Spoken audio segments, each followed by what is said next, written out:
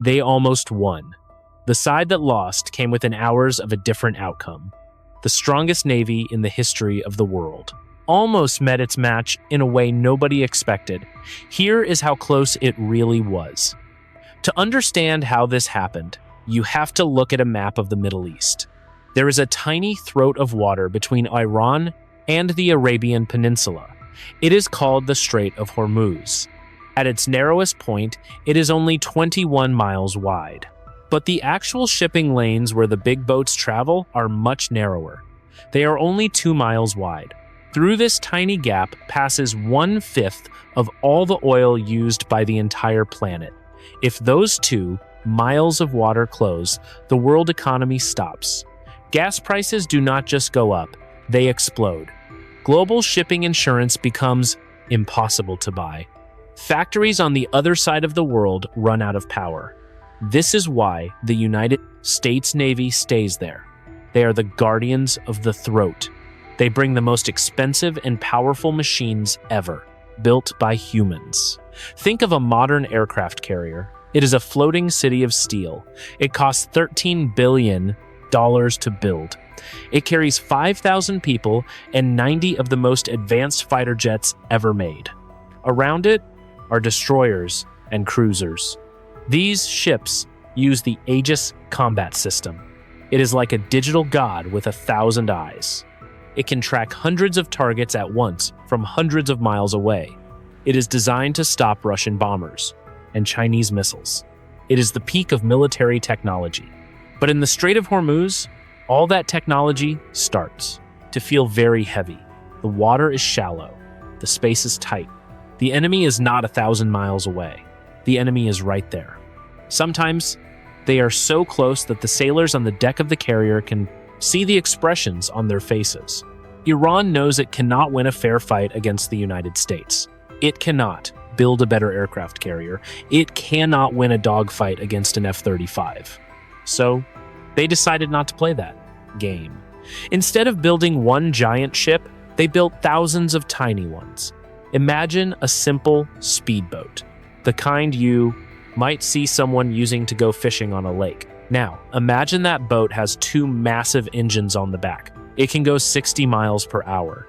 It is painted a dull gray to hide against the waves, and it is packed with hundreds of pounds of high explosives. One of these boats cannot sink a carrier. 10 of these boats cannot sink a carrier.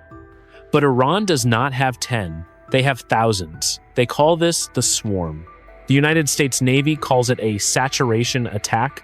Think of a knight in heavy, expensive armor. He has a massive sword and a thick shield. He is the strongest warrior on the field. But now, imagine he is attacked by 10,000 bees. The knight can swing his sword. He can kill a dozen bees with one move. But the bees keep coming. They do not care about the sword. They only need to find one tiny gap in the armor. One bee in the eye, one bee in the ear. If enough bees attack at once, the knight will fall. This is the fear that keeps admirals awake at night. For years, the world watched the tension rise in the Gulf. Every month, the Iranian boats would get a little bolder. They would buzz past the American ships. They would record videos of the carriers. They were testing the armor. They were looking for the gap. And then, one morning, the tension finally snapped. The world woke up to a report that changed everything. A single order was given from a command center in Tehran. Suddenly, the silence of the Persian Gulf was broken by the sound of 3,000 engines starting at once. The swarm was moving. The moment everything changed was a Tuesday morning. It was just after sunrise. On the bridge of a United States destroyer, the crew was doing what they always do. They were drinking coffee and watching the green glow of the radar screens. Usually, those screens are clean. Maybe there is a fishing boat 10 miles away. Maybe a commercial tanker is moving slowly toward the horizon. But on this morning, the radar did something it had never done before. It did not show one contact. It did not show 10. The screen began to flicker with hundreds of tiny white dots. It looked like digital snow. At first, the operators thought the machine was broken. They thought it was a software glitch or interference from the salt in the air. But then they looked out the windows with binoculars. On the horizon, the water was churning. It looked like a storm was coming, but the sky was perfectly clear. The white water was being kicked up by the hulls of hundreds of small boats. They were coming from everywhere. They were coming from hidden coves in the Iranian coastline. They were coming from behind the rocky islands that dot the strait. They were not moving in a line. They were moving like a cloud of insects. This is the moment the war games always warned about. For decades, the smartest military minds in the world sat in dark rooms in Washington. They ran computer simulations to see what would happen if a modern fleet fought a swarm. In those simulations, the result was almost always the same. The machines failed. Not because they were bad machines, but because of a simple rule of math. It is called the saturation threshold. Every defensive system on a ship has a limit. A destroyer might have 90 missile tubes. Each of those missiles is a masterpiece of engineering. They can hit a target the size of a bird from 50 miles away. But if 500 targets are coming at you, at the same time, the math breaks. Even if every single American missile hits a target, there are still 410 boats left. And those boats are moving fast. In the simulations, the American commanders would watch their screens in horror. They would fire their missiles as fast as the machines would allow. They would watch the dots on the screen disappear one by one. But the cloud would just keep closing the distance. On this morning in the Gulf, that simulation became real life. The commander of the destroyer had to make a choice. He had to decide whether to be the first one to pull the trigger. In a modern war, the first person to fire usually wins. But if he fired on a group of speedboats that had not attacked yet, he might start a global war by mistake. While he hesitated, the swarm got closer. They were now 5 miles away. At 60 miles per hour, that is only 5 minutes of travel. The American sailors could hear the roar of the engines now. It sounded like 1,000 chainsaws running at full speed. The Iranian strategy was simple. They were not trying to be stealthy. They were trying to be loud. They wanted the Americans to see how many of them there were. They wanted to create a moment of pure panic. Because in that panic, the high-tech defense systems would start to make mistakes. They would target the same boat twice. They would waste $1 million missile on a boat that was already sinking. In the war games, this is called leaking. It only takes 1 or 2 boats to leak through the wall of fire. If those 2 boats are carrying 1,000 pounds of explosives, the battle is over. The crew of the destroyer watched as the first group of boats began to split up. They were surrounding the ship. They were cutting off every path of escape. The big ship was designed for the open ocean. It was designed to fight other big ships miles away. Now, it was trapped in a cage made of water and fiberglass. The order finally came over the radio. The American fleet was authorized to defend itself. The heavy machine guns on the side of the ship began to roar, the sky filled with tracers. The first Iranian boat exploded in a ball of orange fire, then the second, then the third. But the other 497 boats did not slow down. They did not turn away. They drove straight into the wall of lead. The turning point had arrived. The world was about to find out if $1 billion of steel could stop $1,000 of plastic. The Aegis combat system is often called the shield of the fleet. It is a massive computer brain. It connects to 4 huge radar panels on the side of the ship. These panels do not spin like old radars. They are fixed in place. They use light and electricity to see everything at once. If a missile is flying at twice the speed of sound, the Aegis system sees it. It calculates exactly where that missile will be in 10 seconds. It fires a defensive missile to meet it in the middle of the sky. It is perfect at this. But on this morning, the Aegis system was looking at the wrong thing. It was looking for threats in the sky. It was looking for high-speed jets and long-range missiles. It was not looking at the surface of the water. A small speedboat is made of wood or fiberglass. These materials do not reflect radar waves very well. To a billion-dollar computer, a small boat looks like a big wave. This is called clutter. Usually, the computer is programmed to ignore clutter. It filters out the noise of the ocean so the sailors can see the real threats. But when there are 500 boats, the filter breaks. The computer cannot tell the difference between a wave and an engine. The radar screens on the ship began to flicker. Targets would appear for 1 second and then vanish. The automated guns did not know where to aim. They would swing left and then right. They were searching for something solid to lock onto. But the swarm was not solid. It was fluid. It was hundreds of moving parts, constantly shifting position. This is the first minute of the battle. The high-tech advantage was gone. The United States Navy was forced to go back to the basics. They had to use their eyes. They had to use manual controls. This is exactly what the Iranian commanders wanted. They wanted to drag the digital navy down into the mud. They wanted a fight where human reflexes mattered more than computer chips.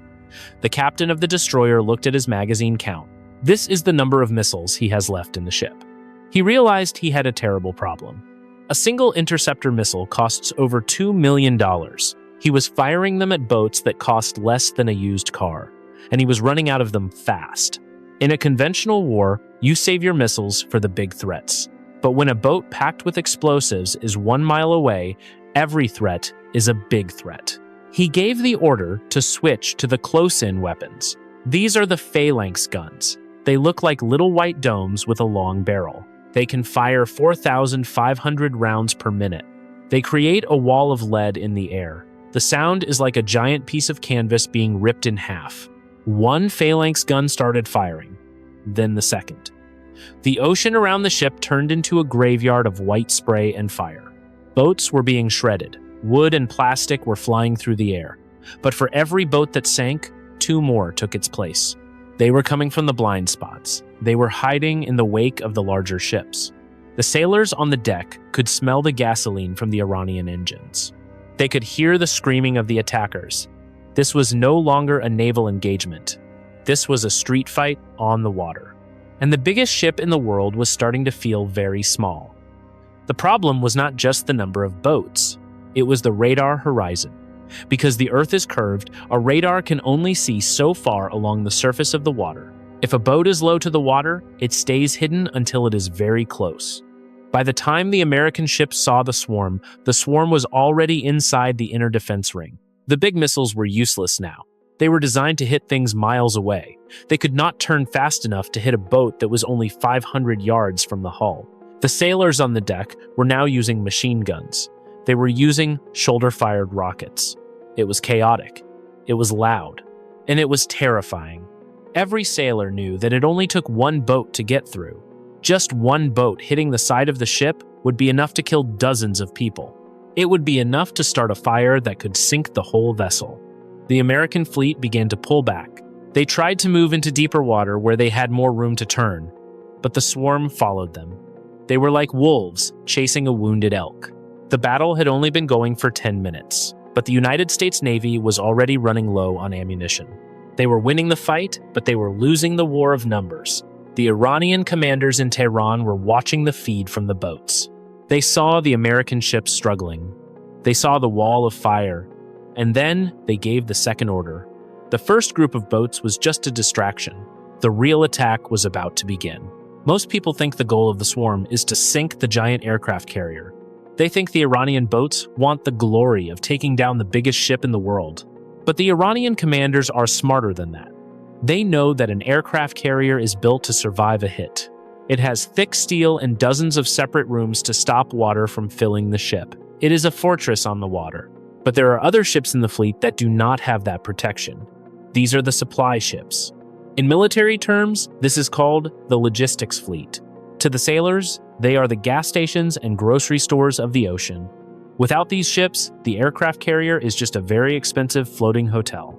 A carrier needs hundreds of thousands of gallons of jet fuel every few days to keep its planes in the air. The crew of 5,000 people needs tons of food and fresh water every single week. The destroyers need more missiles to replace the ones they just fired at the swarm. All of that comes from the supply ships. And unlike the destroyers, the supply ships are not built for a fight. They are slow, they are clumsy, they have very few guns to defend themselves. While the American destroyers were busy fighting off the first wave of the swarm, a second group of boats made their move. They were not heading for the carrier.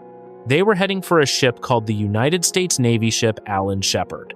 It is a massive supply vessel. It is over 600 feet long and carries thousands of tons of ammunition and fuel.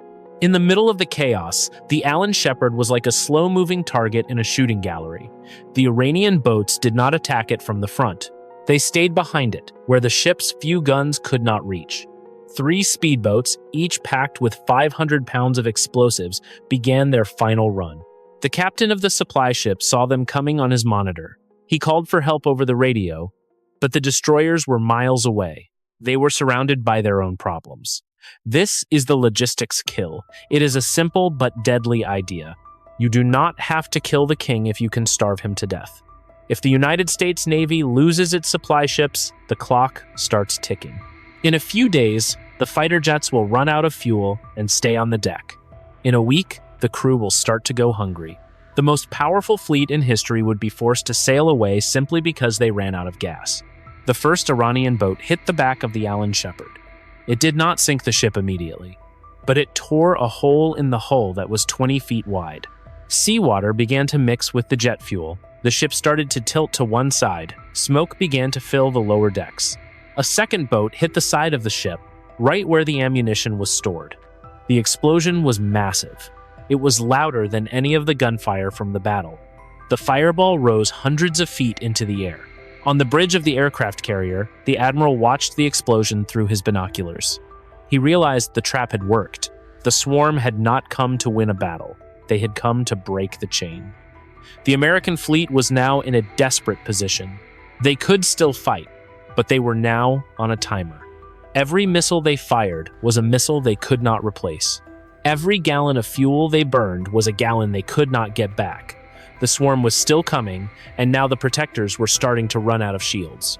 The world was watching, and for the first time in 80 years, a United States fleet was looking at a total loss. But the Iranian commanders were not finished yet. They had one more trick to play, and this one would not just affect the Navy, it would affect every person on the planet. The first 4 waves of the swarm were gone. Hundreds of boats were now just scrap metal floating in the saltwater. But the Americans were tired. The crews had been at battle stations for 3 hours. Their eyes were burning from the smoke and the salt. On the deck of a destroyer, a sailor looked at his machine gun. The barrel was so hot it was starting to glow. He had fired thousands of rounds. He was reaching for another box of ammunition when he heard a sound over the roar of the ocean. It was the high-pitched scream of a single engine. One boat had survived the wall of lead. It was a small, white, fiberglass boat. It looked like something you would see at a vacation resort, but it was moving at 60 miles per hour. It was not coming from the front where the heavy guns were pointed. It was coming from the side. The sailors on the deck tried to turn their guns, but the boat was too close. It was inside the minimum range of the big cannons. The automated systems could not look down far enough to see it. The boat was only 10 feet away from the gray steel of the ship. The man driving the boat did not try to turn away. He drove straight into the hull. The explosion did not happen on the deck. It happened at the waterline. In naval warfare, the waterline is the most dangerous place to be hit. If you hit the top of a ship, you start a fire. If you hit the bottom of a ship, the ocean comes inside. The blast tore a hole in the side of the destroyer that was the size of a garage door. Thousands of gallons of seawater began to pour into the engine room. The ship did not sink immediately.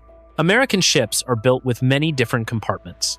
The crew can close heavy steel doors to trap the water in one place. But the impact did more than just lead and water. The shockwave of the explosion traveled through the entire ship. It snapped heavy pipes. It broke the delicate computer servers that ran the radar. Suddenly, one of the most advanced warships in the world was blind and half drowned. The ship began to lean 5 degrees to the left. The engine stopped. The lights on the bridge flickered and then went dark. This was the moment the world had been waiting to see for 80 years. $1 billion machine had been stopped by a $1,000 boat. The supership era was not over yet, but it was bleeding. On the radar screens of the other American ships, the destroyer's signal began to fade. The admiral on the carrier realized he could no longer protect everyone. If he stayed to help the wounded destroyer, the rest of his fleet would be sitting ducks. But if he left, the crew of the destroyer would be at the mercy of the next wave. This is the cruelty of the swarm. It forces you to choose between your friends and your mission. And while the admiral was making that choice, the price of the war was already leaving the Persian Gulf. It was moving through the fiber optic cables of the global stock market. The first shockwave of the total loss zone was about to hit every kitchen table in the world. The sound of the explosion did not just ring in the ears of the sailors. It vibrated in their bones. When 1,000 pounds of high explosives hit the side of a ship, it does not just make a hole. It sends a shockwave through the water that acts like a giant hammer hitting the hull. Inside the ship, the lights did more than just flicker. They shattered. The air was suddenly filled with the smell of burnt electrical wires and salt water. This was the moment the myth of the invincible Navy began to crack. For 50 years, the world believed that a modern destroyer was a fortress. We thought that if you spent enough money on computers and sensors, you were safe. But a computer is only as good as its power supply. When the water flooded the engine room, the power died. The billion-dollar radar system became a collection of expensive glass and plastic. The sailors on the bridge looked at their screens and saw nothing but black. They were in the middle of a war zone and they were blind. This is the nightmare of modern naval warfare. It is called single-point failure. It means that one small, cheap thing can break the entire expensive system. The Iranian commanders knew this. They did not need to sink the ship with a single blow. They just needed to break the electronics.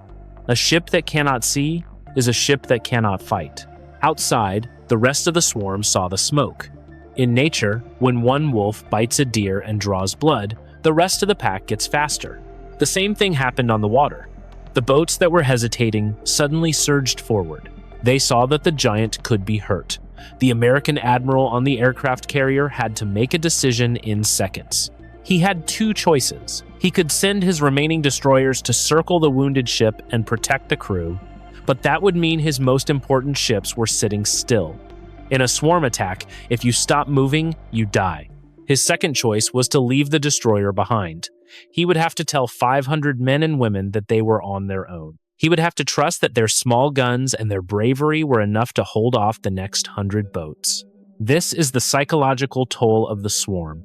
It breaks the spirit of the fleet just as much as it breaks the steel. The admiral looked at the map of the strait. He realized his fleet was no longer an attacking force. They were now just trying to survive. They were being pushed further and further into a corner. And as the sun rose higher, the news of the hit reached the rest of the world. It did not take hours. It took seconds. A sailor on a nearby commercial tanker filmed the explosion on a cell phone. He uploaded it to the internet before the smoke had even cleared. The world did not see a tactical engagement. They saw a billion-dollar American warship on fire, tilting into the waves. The image of the invincible Navy was gone. In London and New York, the people who run the world's economy were watching. They were not looking at the military loss. They were looking at the math of the oil. If one boat could do this to a destroyer, what could it do to an oil tanker? An oil tanker is just a giant balloon filled with flammable liquid. It has no guns. It has no armor. The maritime insurance companies did not wait for the battle to end. They made a single phone call. They declared the entire Persian Gulf a total loss zone.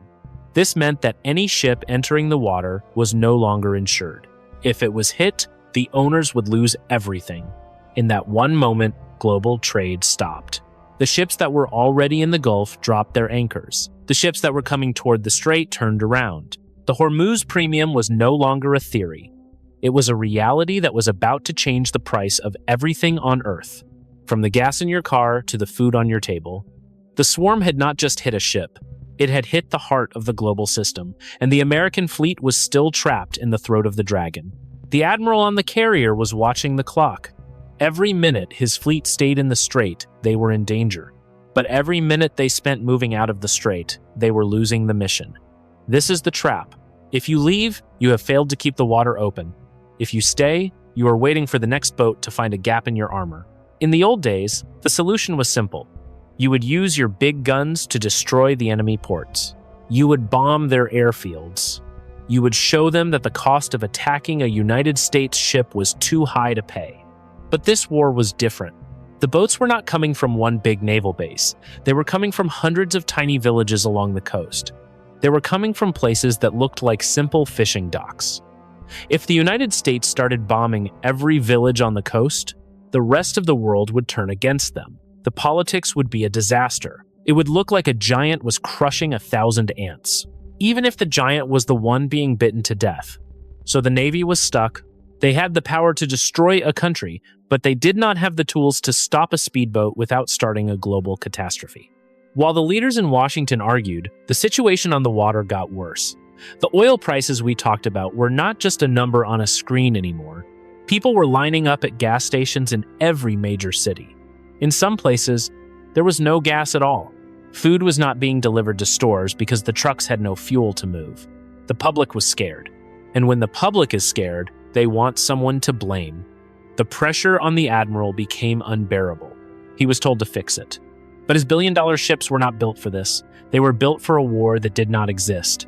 He looked at his fleet and saw a group of targets. He realized that to survive, he had to change the way he thought about power. He had to stop thinking about the supership. He had to start thinking about the cloud. 50 years after the morning of the swarm, the ocean is a very different place. If you sailed into the Persian Gulf today, you would not see a single American aircraft carrier. The $13 billion fortresses are gone. Most of them were cut up for scrap metal, or turned into floating museums in cities like San Diego or Norfolk. People visit them now to wonder how we ever thought putting 5,000 people on a single target was a good idea. They look at the thick steel and the massive decks and see a dinosaur from a lost age. This was the birth of the new reality. The United States Navy stopped trying to build the biggest ship in the world. They started trying to build the most ships in the world. They realized that in a world of cheap drones and suicide boats, the only way to survive was to become a swarm yourself. The era of the supership ended because it was simply too expensive to lose. They call it the Cloud Fleet. Instead of one massive carrier, the Navy now operates thousands of small, unmanned vessels. Most of them are no bigger than a city bus. They do not have kitchens. They do not have beds. They do not even have a deck for a human to stand on. They are essentially floating computers packed with sensors and enough power to stay at sea for months. These boats talk to each other in a language of math that no human can understand. They move across the water like a school of fish. When an enemy looks at a cloud fleet on their radar, they do not see a single solid dot. They see a fog. They see 1,000 moving parts that are constantly shifting position. You can hit one boat, you can hit 10, but the cloud does not care. The remaining boats simply move closer together to fill the gap. The Navy finally learned that you cannot sink a fog. This changed the identity of the sailor. The young men and women who join the Navy today do not spend their lives at sea. They sit in air-conditioned rooms in places like Nevada or Virginia. They wear headsets and watch screens. They are no longer pilots or deckhands. They are managers of a swarm. One person can control 100 boats at the same time. If a boat is destroyed, the operator just switches to a new screen. No letters are sent home to grieving families. No. Ships are tilted into the waves with hundreds of people trapped inside. But the biggest change was not on the water. It was the death of the Hormuz premium. The world finally realized that the Strait of Hormuz was a trap that could be sprung at any moment. Nations realized they could no longer let their entire economy depend on a 2-mile gap of water. They stopped building their cities around oil that had to pass through the throat of the dragon. This led to the Great Pivot. Countries began to treat energy as a local problem instead of a global one. They built massive solar farms in the deserts. They built small nuclear plants in their own backyard. They built pipelines that avoided the water entirely. The Middle East was no longer the gas station of the planet. It became just another part of the world. The Strait of Hormuz is quiet now. The Iranian speedboats are still there, but they have nothing to chase. The big tankers are gone. The American carriers are gone. The global economy no longer holds its breath every time a small boat moves toward a destroyer. The throat was not closed by a war. It was closed by the world, deciding it was no longer worth the risk. The total loss zone became a permanent memory. It taught us that gold and steel are not enough to protect a system that is fundamentally broken. We had to build a world that was more like the Swarm, distributed, flexible, and impossible to kill with a single blow. But as the human sailors left the Gulf, they left something else behind. They left the idea of the grand battle. Warfare became a series of small, quiet accidents between machines. And in this new world, the line between peace and war became harder and harder to see. 1,000 years from now, historians will look back at that morning in the Strait of Hormuz. They will not see it as just a battle between two countries. They will see it as the moment the human definition of power changed forever. For 5,000 years, power was about concentration. If you wanted to win a war, you built the biggest wall. You built the heaviest tank. You built the most massive ship. You put all your gold and all your soldiers in one place, and you dared the enemy to try and break it. But after the Swarm, that idea died. The world learned that if you put everything in one place, you are just making it easier for the enemy to find you. We moved from the age of the fortress to the age of the cloud. This changed how every nation on Earth behaves. Small countries realized they did not need $1 billion to be relevant. They only needed a few $1,000s and a good internet connection.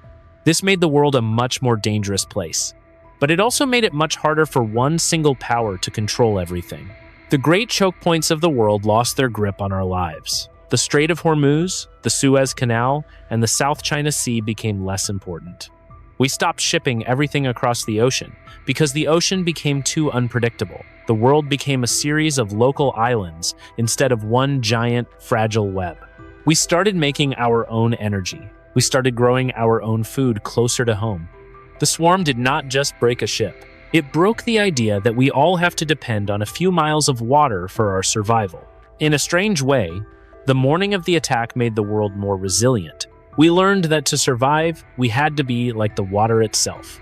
We had to be everywhere and nowhere at the same time. We had to be 1,000 small things instead of one giant target. The long shadow of the suicide boat reaches across the centuries. It reminds us that the most expensive weapon is not always the best one, and that sometimes the smallest player on the field is the one who changes the game for everyone else. The story of the Swarm leaves us with 3 sharp truths about the future of war and how we live our lives. First, we learned that quantity has a quality of its own. For a long time, we thought that $1 billion ship was always better than 1,000 small boats. We were wrong. In a world where technology is cheap, the side with more pieces on the board has a massive advantage. If you lose a carrier, you lose the war. If you lose 100 speedboats, you just have a bad Tuesday. The morning of the attack taught us that we have to stop building things that are too expensive to lose. Strength is no longer about how big your shield is. Strength is about how many shields you have. Second, we learned that the world is much smaller and more fragile than we thought. We live in a global system where everything is connected by invisible threads. A fight in a tiny stretch of water in the Middle East can make a person lose their job in Ohio or Tokyo. We built a global economy that is very efficient, but it is also like a giant glass tower. It looks beautiful and it works perfectly until someone throws a single rock. The Swarm was that rock. It showed us that 2 miles of water can hold the entire planet hostage. We learned that the only way to be truly safe is to stop being so dependent on a single throat of water. Resilience is more important than efficiency. Third, we learned that true power is not about how much you can destroy. It is about how much you can survive. The United States Navy had the power to destroy every city in the region. They had enough nuclear weapons to end human history. But that power did not help them protect a supply ship from a fiberglass boat. We have to stop measuring strength by the size of our missiles. We have to start measuring it by how many hits we can take and still keep moving. The knight in heavy armor died because he could not fight the bees. The future belongs to the side that can become the bees. We also learned that information is now the most dangerous weapon of all. The battle was not just fought with missiles and gasoline, it was fought on cell phone screens and news feeds. The Iranian commanders did not need to destroy the whole fleet to win. They just needed one video of a burning ship. That video did more damage to the United States than 1,000 bombs. It changed how the world perceived the Navy. It changed how the markets reacted. In the modern world, the story of the war is often more important than the war itself. If the world thinks you are losing, even if your ships are still afloat. Finally, we learned about the limits of human focus. The sailors on those ships were the best in the world. They were trained to handle anything. But the human brain has a saturation point, just like a computer system. When you are attacked from every direction at once, you stop making logical decisions. You start reacting with fear and instinct. The swarm was designed to cause a mental breakdown of the command structure. It was a psychological attack disguised as a naval battle. It proved that no matter how much technology we have, the human element is still the weakest link in the chain. These lessons were hard to learn. They were very expensive. But they are the only reason the world changed for the better. If we had kept building the superships, we would have eventually lost them all in a war that nobody could win. By changing how we thought about power, we saved the future. The silence in the Strait of Hormuz today is not a sign of defeat. It is a sign that we finally grew up. We realize that some fights are not worth winning if the cost of the battle destroys the world you are trying to protect. We built a world that is more like the swarm, distributed, flexible, and impossible to kill with a single blow. This is a hypothetical scenario based on the historical record. Real outcomes would depend on factors no model can predict.